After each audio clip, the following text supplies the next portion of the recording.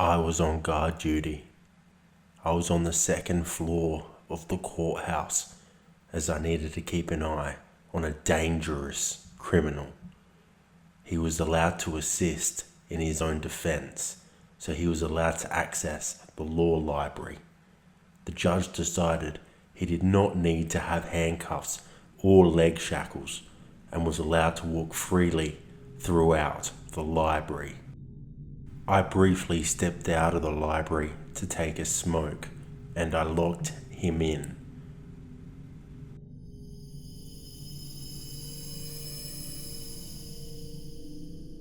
When I came back, I unlocked and opened the door.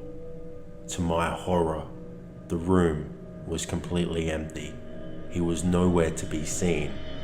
He must have escaped.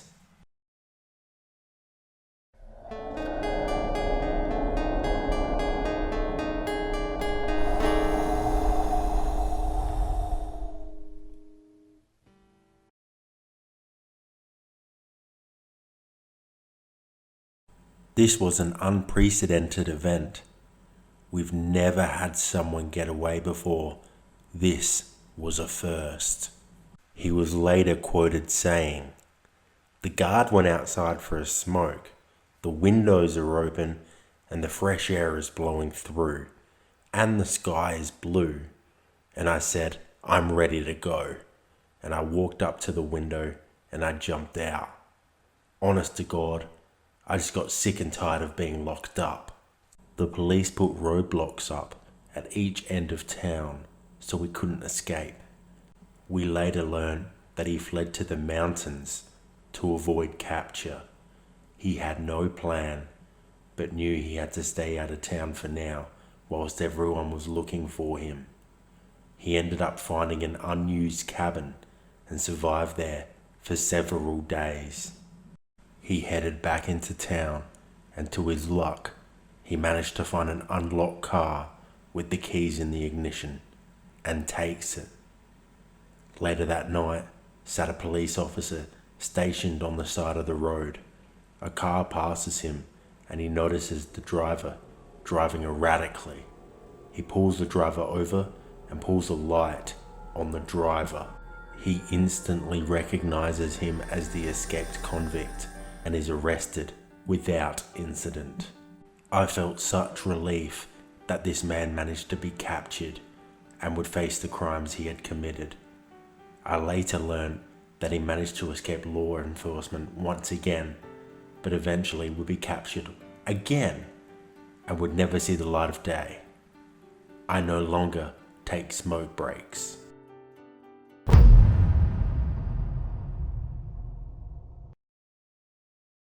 This story began just like any other day.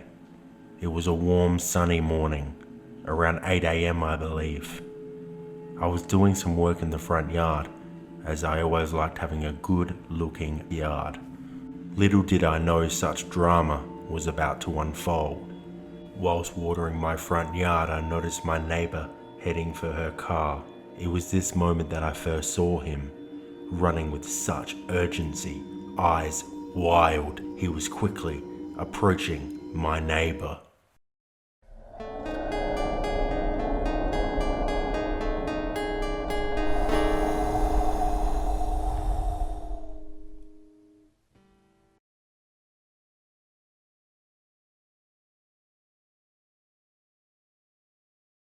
After all this occurred, I learned what led this man to be running down my street.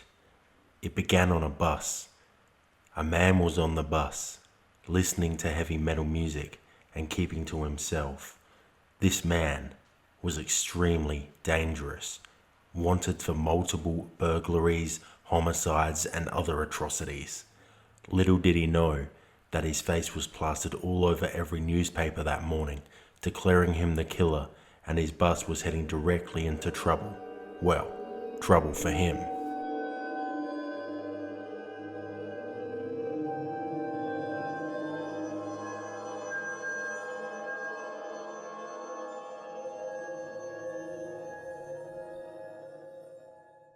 He hopped off the bus and decided to head to the local shop and grab himself a tasty treat.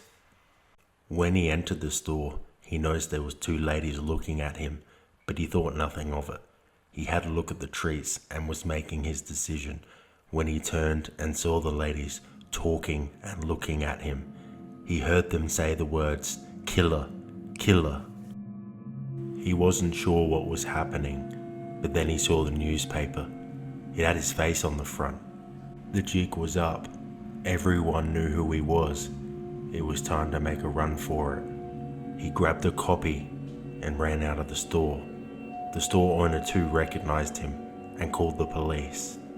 Now we could hear sirens, police helicopters. They were closing in. He could see everyone in the neighborhood was staring at him. He noticed a couple of young boys started following him on bikes. He told them he had a gun and they were quick to stop following. He now was about to enter my street, and nobody in my neighborhood could have ever predicted what was about to unfold. As mentioned, I was watering my front yard, minding my own business, when I first saw him approach my neighbor from across the road. He ran up to her and demanded the keys, but she refused, so he proceeded to punch her in the stomach and then take them. I heard her scream, saying, "Killer, killer." She was on the ground in pain, and I saw him struggling to start the car. I was about to rush over to her aid when I saw her husband burst out of the front yard.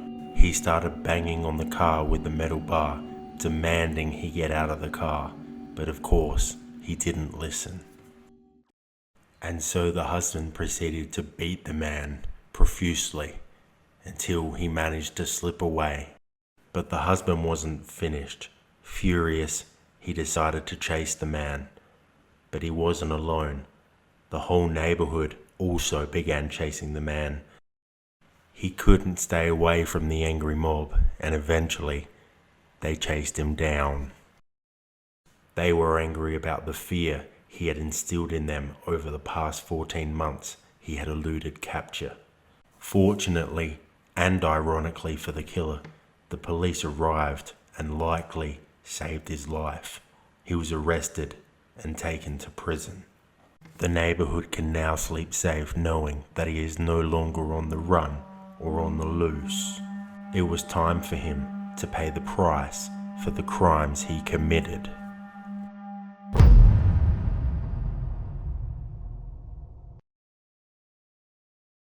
I was in the attic of my late stepfather's home. He had very recently passed away, and it was my job to clean out his house so I could then sell it. Tucked away in the corner, I found an old dusty cardboard box. Of course, curiosity would get the better of me, and I opened the box. At first, it didn't seem like there was much in the box, but I began to dig deeper, and that was when I saw it.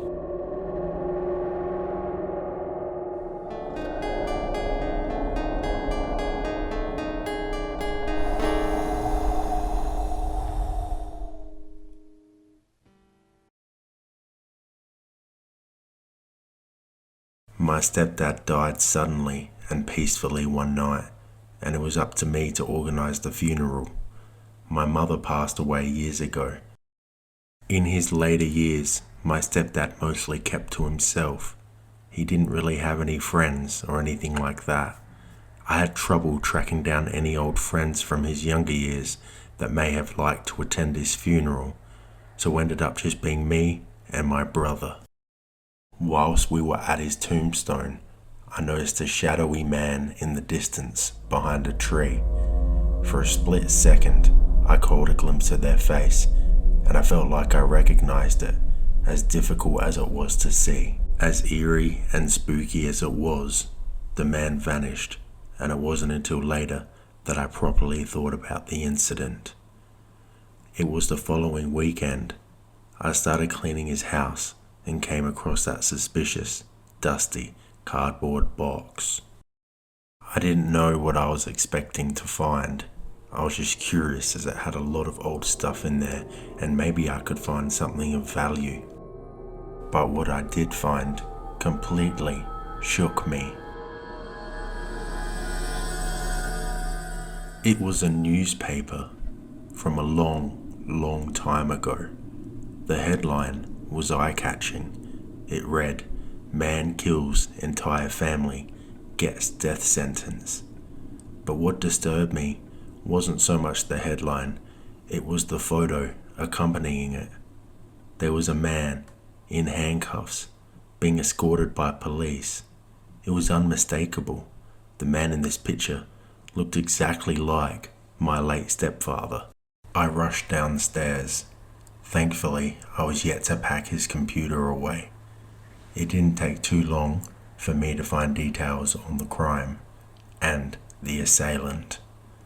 I won't be going into any details, but it read that this man killed his whole family and was given a death sentence. It was later commuted to life in jail. He was released after just 8 years and released on parole. The man would later change his name and start a new life. I was in shock. I could not recall any indication that he was a man capable of this. He was kind, respectful, and never violent. I did, however, remember something from my childhood. Many times, I recall waking up in the middle of the night to my door slightly ajar. Once my eyes adjusted to the dark, I noticed there was someone staring at me from the door. It was my stepfather. This sent chills down my spine. Did he do this as he was perhaps thinking of wiping us out so he could start a new family? I'll never know. I then realized why the face I saw at the funeral was so familiar. It was that same stare my stepfather would give me when looking into my room at night. Was he the man at his own funeral? Was it perhaps a son nobody knew about? I had to push this to the back of my mind. I'm just glad that I managed to survive my childhood, because he had many opportunities to wipe us out as well.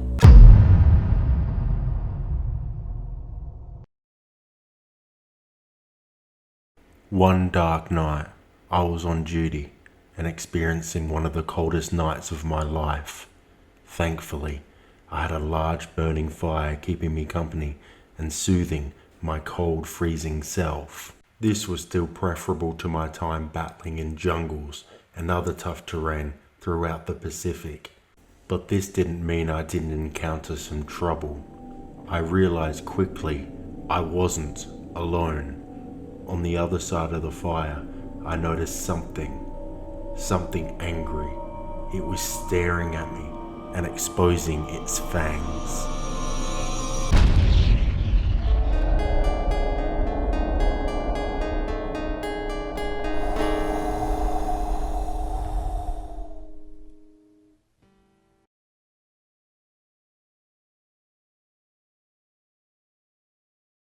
After experiencing tough times on the battlefield, my healing process began during my post-war occupation duty. Japan had surrendered, and this was my last step before finally heading home. My stay was largely uneventful until one night I encountered an enemy I'd never had to face before. This beast, as I called it at the time, had the look of pure evil on its face and looked ready to take me down. I instantly pulled out my pistol and pointed it at the beast. We stared at each other. I think the beast had been stalking me patiently for some time and stopped in its tracks because I eventually spotted it. The stare down continued until eventually it must have decided to give up and quickly disappeared into the shadows. I still didn't know what I was dealing with. I was on duty again the next night and ensured to be on alert in case this beast decided to return. Suddenly, I hear a sound. What is it? I couldn't figure it out. It was getting louder and more frequent. I suddenly realized what it was, the sound of footsteps. Who on earth could this be? Why are they in such a rush? I then realized the footsteps were turning into a full-on sprint. I, for the second night in a row, pulled out my pistol. From afar in the dim light, I saw a young Chinese man. He's running towards me. He was yelling for help and looked absolutely petrified. As he ran towards me, I noticed something behind him, chasing him with ferocious pace. It was dark, but I saw his eyes. I recognized those eyes. The beast had returned. I was prepared to fire when the beast was out of the darkness. I suddenly realized what I was up against. It was a dog, a magnificent German Shepherd. I came to realize this was the most tremendous, beautiful dog I'd ever seen. Being such a huge dog lover myself, I could not bear to pull the trigger, even under those dangerous circumstances. I'd never killed a dog, and I couldn't imagine myself having to pull the trigger and end its life. What irony it was. Not even months before I had fought in many famous battles and killed fellow humans without any hesitance or remorse. Now this huge, snarling, vicious dog was threatening me and this Chinese man, and I couldn't shoot it, although I again was pointing the pistol right at him. For the second night in a row, we were at a standoff. Another stare down, more growling, neither ready to back down. I again stood my ground, did not fire a single shot. Once again, thankfully, the dog faded away into the shadows. After reporting the incident, I learned how this dangerous dog managed to get to me 2 nights in a row. I was told that this big dog was a real threat. Apparently he was one of several trained guard dogs the Japanese had used in patrolling nearby areas before they surrendered. After the Japanese surrendered and evacuated, they decided to release the dogs so they could cause as much trouble as possible. I'm glad I did not have to destroy this magnificent beast, but I'm also glad he didn't destroy me nor the young Chinese man. I never ran into another one after this night, but was always having a good look into the darkness.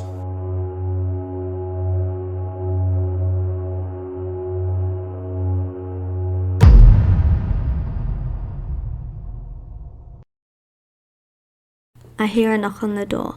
It must be another trick-or-treater.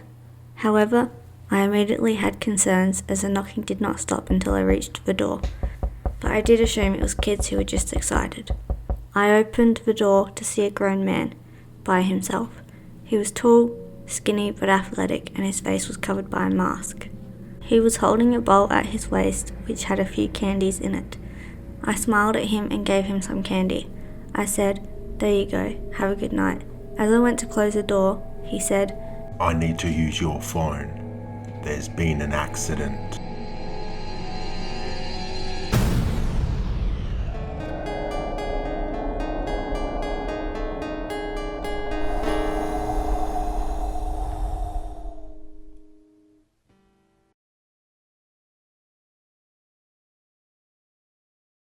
It was Halloween night. My little brother was excited for trick-or-treating. Me being a 16-year-old girl, I felt I was a bit too old to go trick-or-treating. I managed to strike a deal with my parents. They would take my little brother trick-or-treating, and I would stay home and give candy to the trick-or-treaters who knock on our door. I had a few visitors throughout the night, cute kids in their cute outfits, in their element as I gave them plenty of candy. It was following this that the man in the mask knocked on my door. I did have suspicions, as this was a grown man trick-or-treating, but I thought to myself that maybe he had some disabilities and just loved to still go trick-or-treating. I was not going to be the one that spoiled that for him. When he asked, "I need to use your phone. There's been an accident." I thought how deep and scary his voice was. I was caught so off guard. I responded, "Oh no, is everything okay? Haven't you got your phone on you?" He continued to stare at me and didn't speak. After a bit of a pause, he repeated, I need to use your phone. There's been an accident. I was concerned. The man wasn't going to give up. I then told him, I'm going to shut the door and call the police to help you. Just give me a minute. I went to shut the door and I felt it push back. I was confused. Then I looked down. He's blocked the door from shutting with his foot. He then said, Someone's been hurt. I need to use your phone.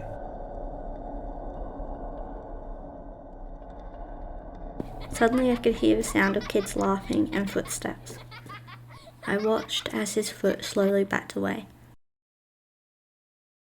I slammed the door shut and locked it.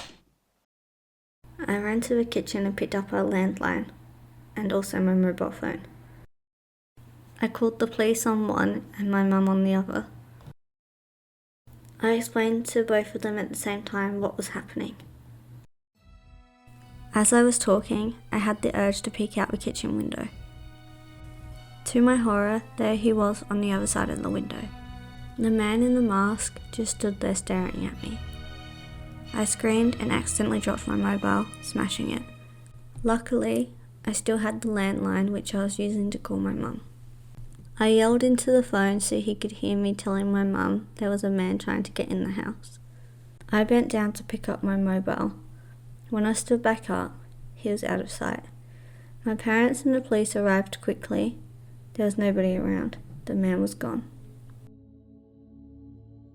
I haven't seen him since that night, but every so often when I am in my room, I spend a lot of time looking out of my window due to paranoia.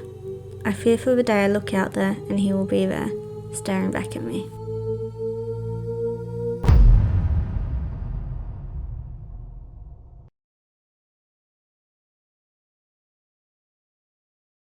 Before the fundraiser began, we had to show a VIP a little something, as they had won a competition that meant they got to see one of our most fearsome predators. We approached the back of the enclosure when I realized something was horribly wrong. The cage we were due to be at was wide open, and this meant we were face to face with one of the most fearsome predators in the world.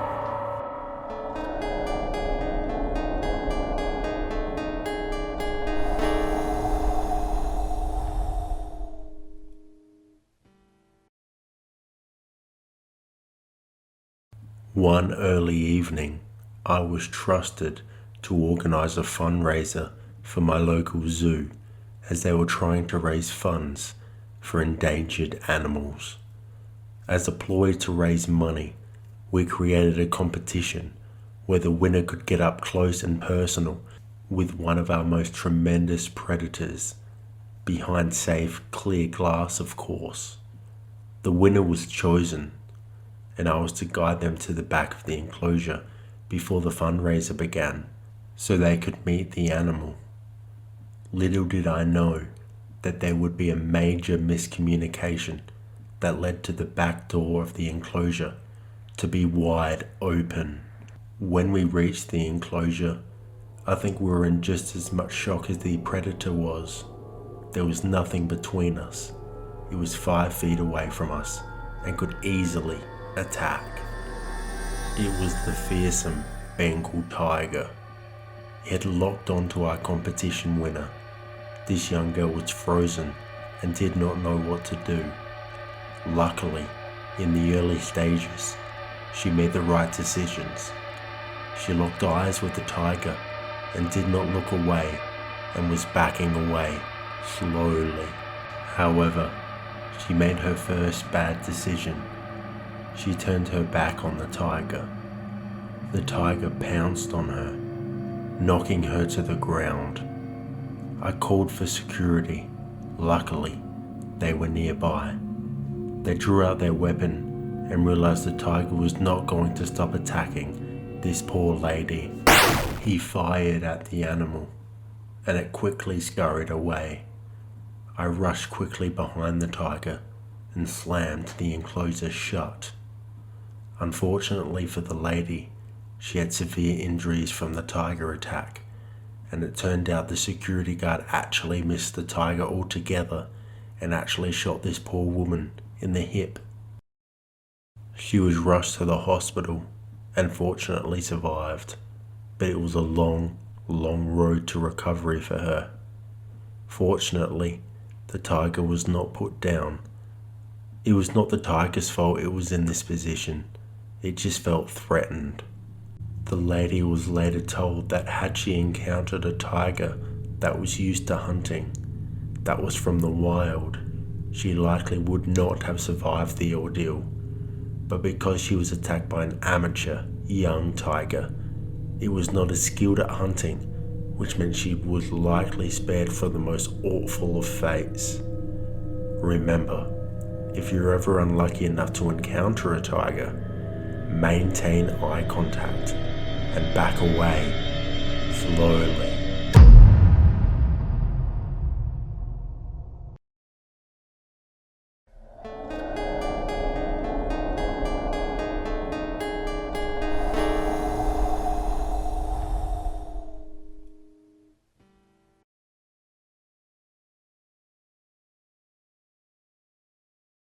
This story took place roughly around 20 years ago, just off the coast of South Australia.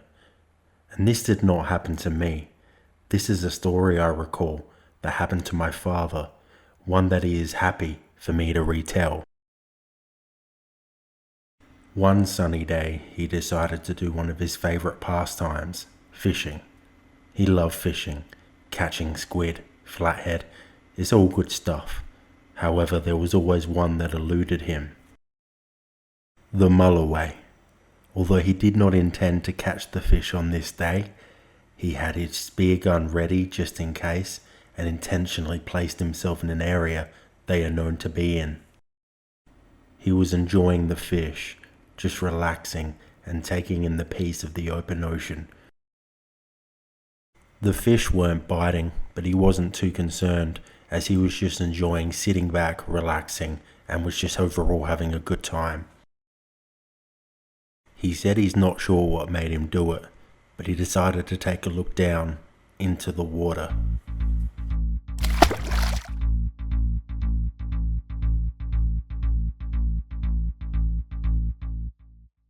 There it was, the ever elusive mulloway, going right under the boat.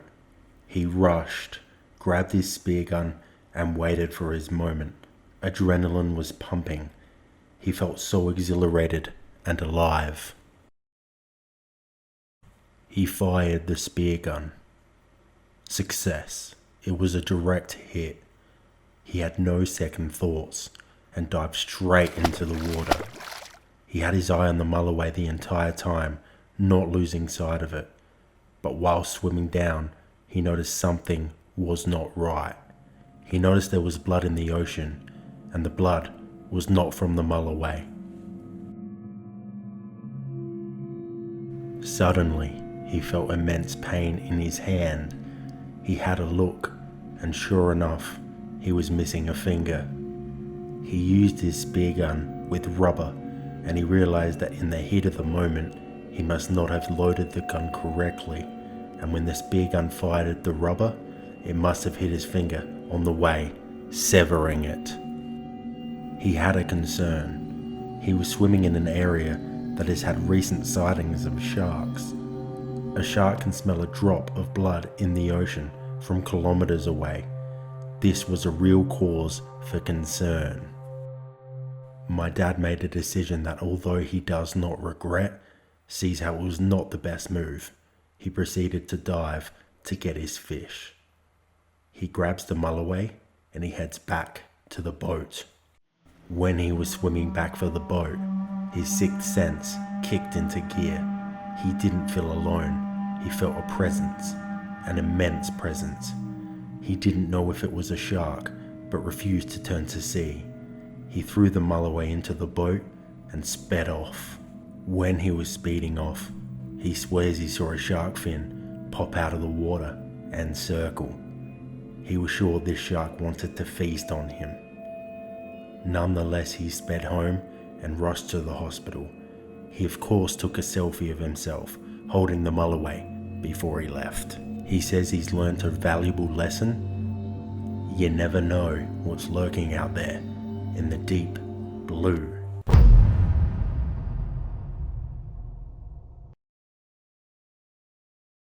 I am a 22-year-old named Cassandra and I live in a small town. Growing up, there wasn't always chaos going on in the town and everyone pretty much knew each other. On this particular day though, about a year and a half ago now, it happened to be my sister's birthday and we spent it at a local restaurant. We all had a pretty good time, especially my sister. She is a simple type. She is content with having all the family together instead of having a crazy party. As the evening goes on, darkness settled in. We all noticed it was getting late and the restaurant was about to close. We all started to head out and said our goodbyes. My sister wanted to ride along with me. I remembered on the way back home that it was my turn to get groceries. My boyfriend and I would take turns and it was my turn. So my sister and I ended up shopping at a Walmart. There I did my shopping and we looked around trying not to get distracted at things I didn't really need but things I really wanted. Within the 2 hours of us being there, we finally headed towards the self-checkout line. As we were walking there, my distraction got the better of me and I wanted to check out some sunglasses. There my sister and I were trying some on, but then all of a sudden a young lady that looked about in her early 30s approached us. She asked if we were from around town and proceeded to ask us about our religion. She goes on to tell us how she's in a Bible study group and if we were interested in joining her. Mind you, this was already late in the night, because when my sister and I took off for Walmart, it was already 11 at night. She then goes on to say we can meet up somewhere to have this Bible study session, out somewhere by a Target or elsewhere someday soon. But then the woman says something to us that seemed oddly strange to me. She said, "I also have pamphlets I give out, but they're in my car right now." My sister and I looked at each other strangely. The woman then asks us if we can exchange numbers so we can discuss this further at another time. Me being the person that I am, I politely said, "Well, I can get your number instead." She said sure, then proceeded to give it to me. Then I asked her, "Hey, we never got your name by the way." She said her name was Zelda. From there we had to cut the conversation short because it was already getting late. Plus my boyfriend had called me asking what was taking so long. After we left, I never stopped to think why somebody like her would be out this late at night, at a store trying to recruit people for her Bible study sessions. About a week had passed. I was at work when my sister was blowing up my phone with messages. She then called me right after. I finally answered. My sister goes on to tell me something that almost puts me into shock. She said she was going through her Snapchat when she came across a friend's post saying, "Please be careful of your surroundings. There is a woman going around trying to lure young girls for what she's calling a Bible study group." When it turns out, this sick woman is actually trying to get these girls into a trafficking ring. When she told me that, a lot of things started running through my mind. Like, how long has she been doing this? Has she been watching us around the store? Or has she trapped some poor soul and they'll fall for it? That could have been us. All I have to say is to anybody that listens to this story, seriously, please make sure you check your surroundings. Anywhere you go. You just never know when it could be you. As for that Zelda girl, please, let's not ever meet again.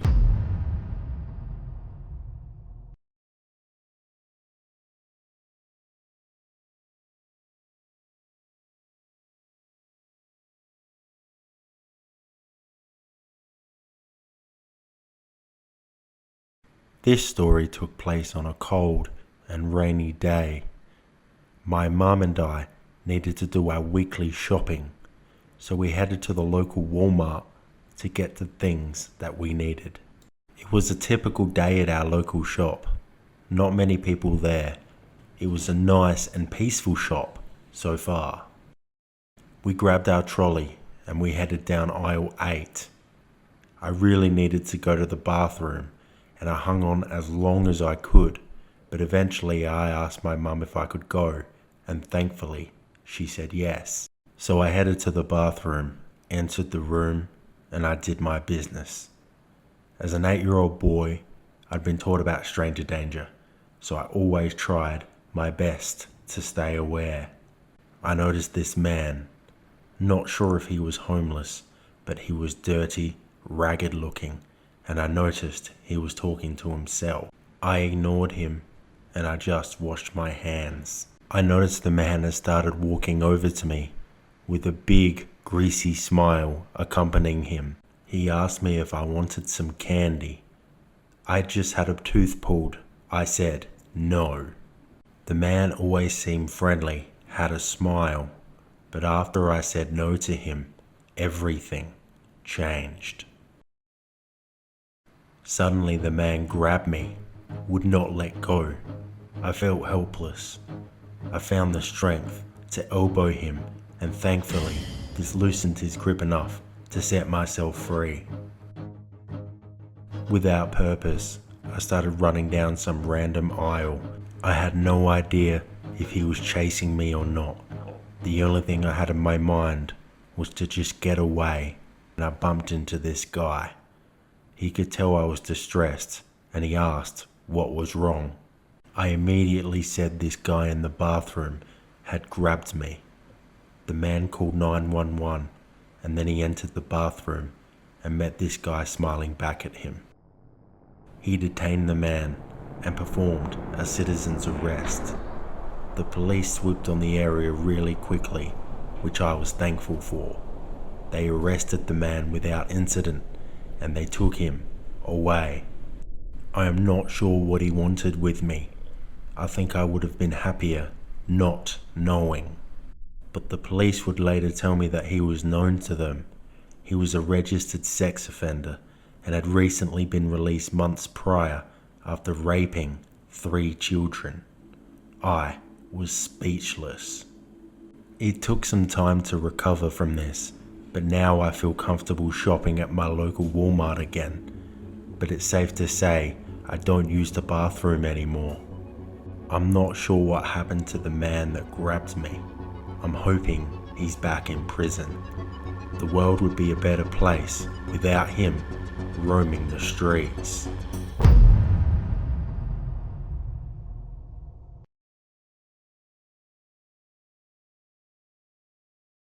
This story took place when I was 8 years old in Indonesia, where I grew up. My mother and I were at the local market to buy our food supplies, which was a regular trip for us.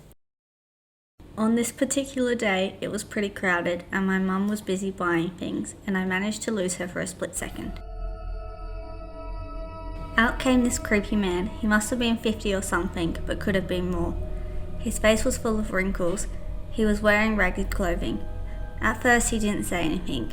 He just stared and smiled at me. This made me feel very uneasy. Next thing I knew, he tried to grab me.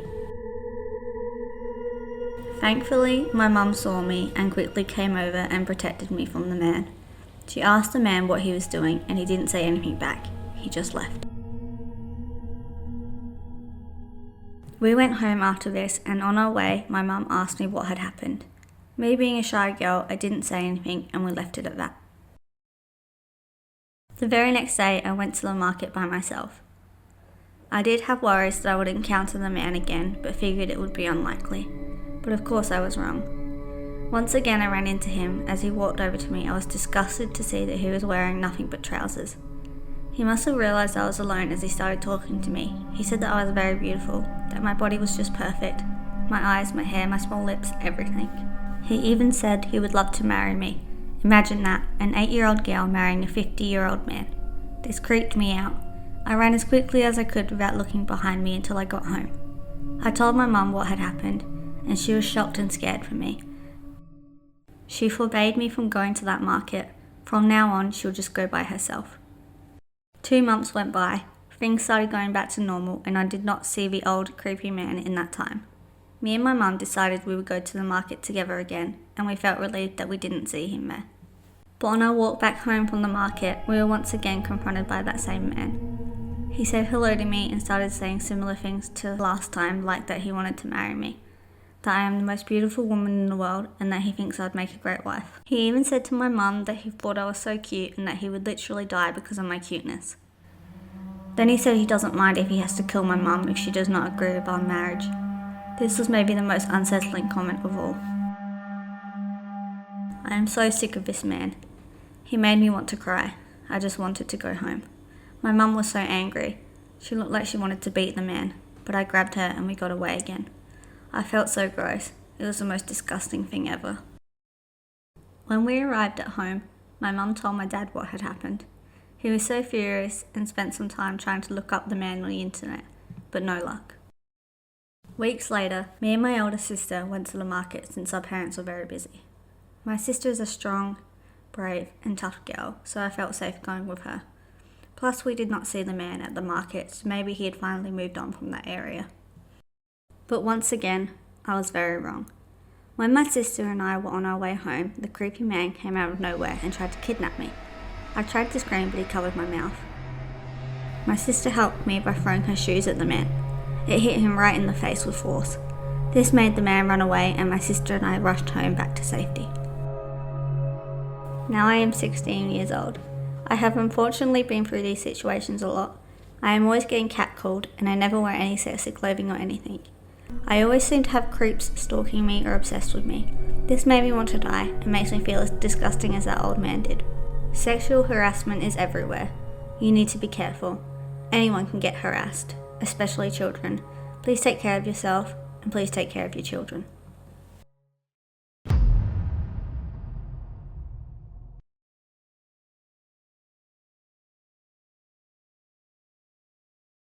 We had been living in our council house in England for a few months when this took place. I was 8 at the time. Our house was a setup of 12 masonettes, and the whole block was attached from door 1 all the way to door 12. It was a fairly multicultural block, and we basically all knew each other.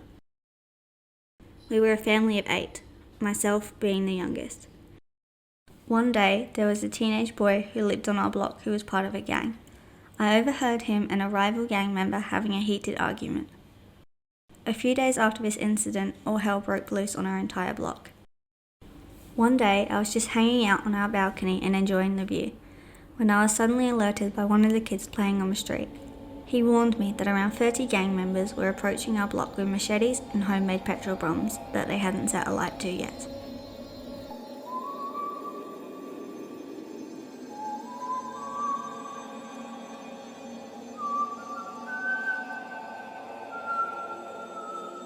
My oldest brother was at work, but me and my sisters were at home at the time of the attack, but thankfully our parents were home.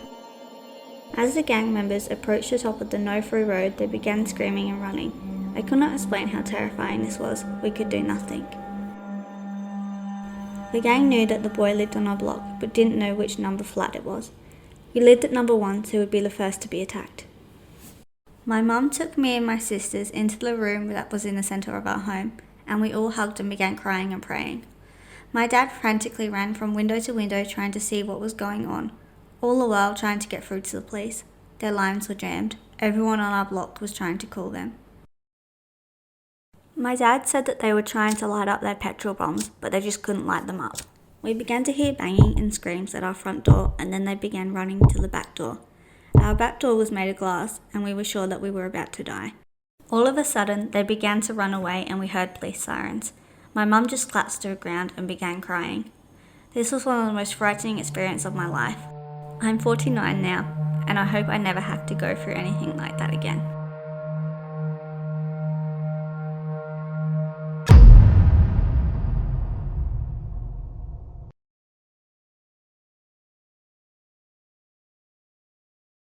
This happened to me when I was 11 years old.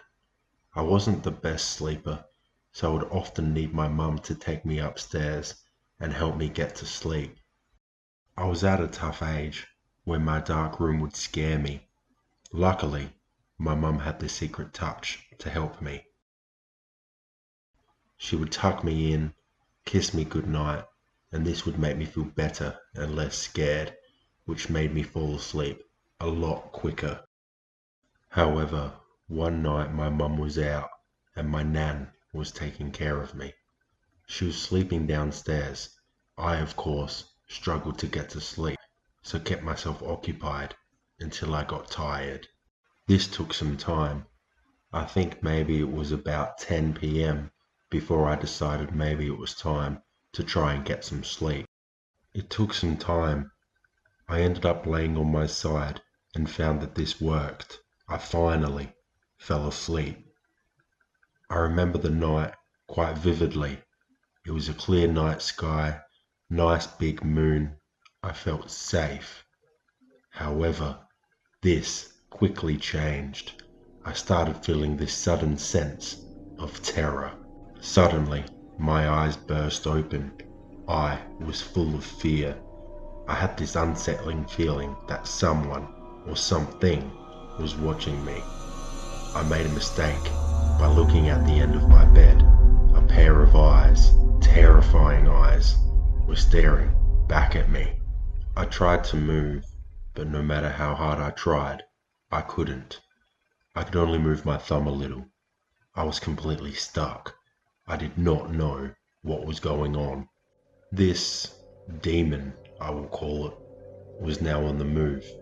I could hear it moving towards me, slowly, and then moving around my room. I've never felt so helpless. Suddenly, it dropped on all fours and started hurtling towards me. I've never seen such a terrifying movement. What sort of thing moves like that? It jumped on my bed, right on top of me, and proceeded to scratch my chest, or at least that's what it felt like.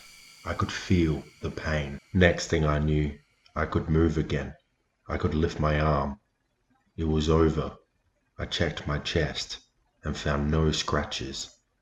I rushed downstairs and saw my nana. She let me sleep with her, but when my mum came back home, I felt so much safer and was back in my bed.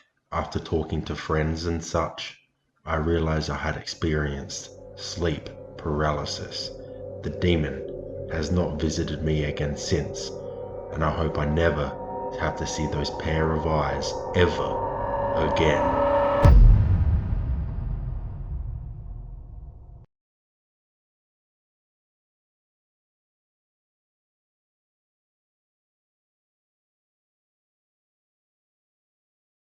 This story took place on a warm summer's night in Australia. I was staying at my auntie's place for the night, and we decided to take her black Labrador for a walk to the park. The park was a short 5-minute walk from her house. There was not much going on in the neighbourhood that night. It was very quiet, virtually no people around. But when we turned a corner, we walked past this van. I didn't think much of it at the time, but later on, my auntie told me she was instantly suspicious of the man in the van. The walk continued as we were about to reach the park. I was looking forward to doing some training with my auntie's dog, as he was still young and keen to learn. We reached the park, and I played fetch with the dog. I was distracted, but having a good time. However, my auntie was growing more suspicious by the minute. She noticed the van driving past, and it ended up parking on the side of the road, right near where we were playing.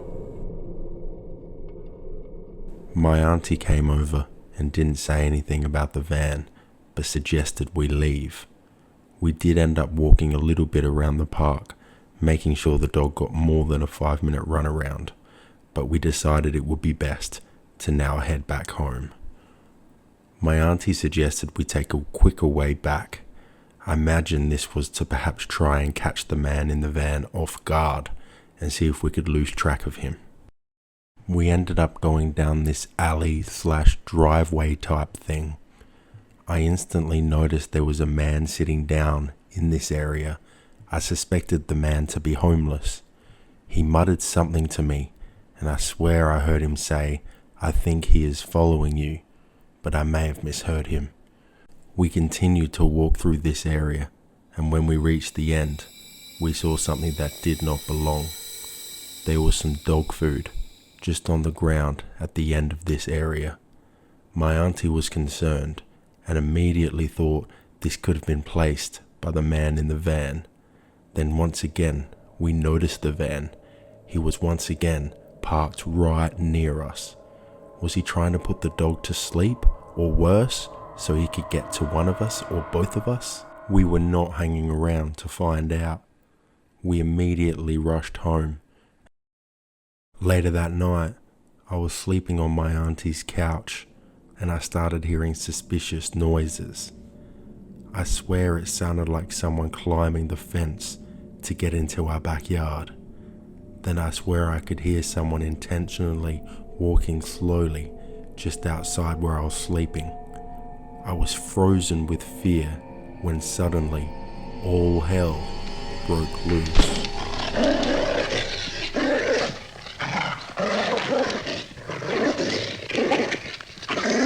I summoned the courage to look outside.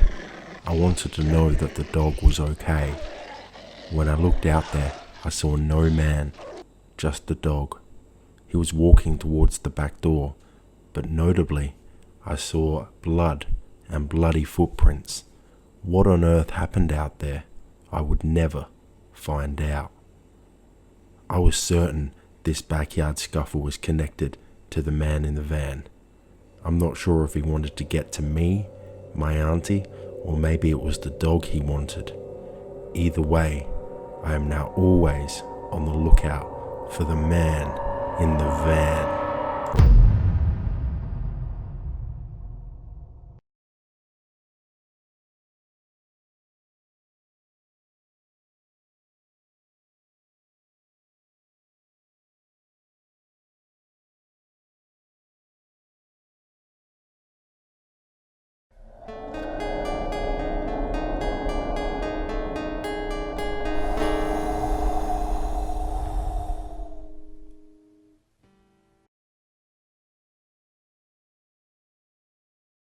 My name is Jacob, and this incident happened about 2 years ago.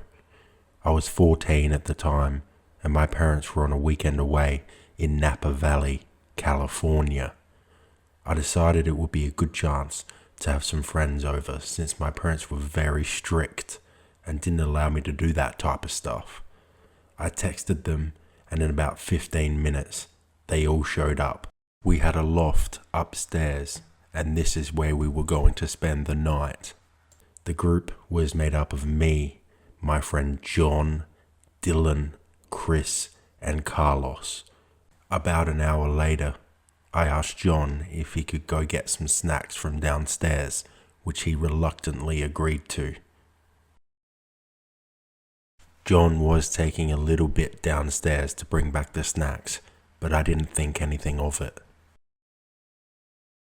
5 minutes later, I heard the most blood-curdling scream I've ever heard. Right away, all four of us booked it down the stairs to see what the hell just happened. When we got down there, we all froze. 3 men were standing in my kitchen, and one of them was holding John in a headlock. One man in particular gave me the creeps. I think he must have been their leader. We were all still frozen, not sure what to do, when Dylan, who was lagging behind, had caught up. He had seen John in a headlock and got furious, and suddenly he ran at the men. Then suddenly, Chris and Carlos followed. I used this time to run up the stairs and grab the 12-gauge shotgun that was sitting in my dad's room. I loaded the shells, locked the chamber, and ran back downstairs. I got down there and I saw Dylan, Chris, and Carlos bloodied and beaten on the floor. Not sure what to do, I nervously pointed the shotgun at the men. The main guy, the creep, had noticed, and he looked very displeased that I had a gun. I summoned the courage and said, "Get out of my house or I'll shoot." This, however, did not have the desired effect. 2 of the men must have thought it was funny, as they were smiling at me.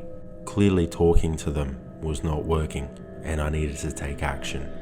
I decided to take my gun and fire a warning shot into the air. I pointed the gun at them once again, and it must have had the desired effect because suddenly they were gone. I alerted my friends and let them know that it was now safe. They started picking up their bloodied bodies off the floor. I called the police along with an ambulance to come to my house. All of us were questioned, except for John, because one of the burglars had broken his arm in the scuffle he had had with the robbers. The cops called my parents, who were proud of me for standing up and protecting my friends. The men were never caught, and I know you're thinking this story is fake, but what I witnessed that night was the furthest thing from it.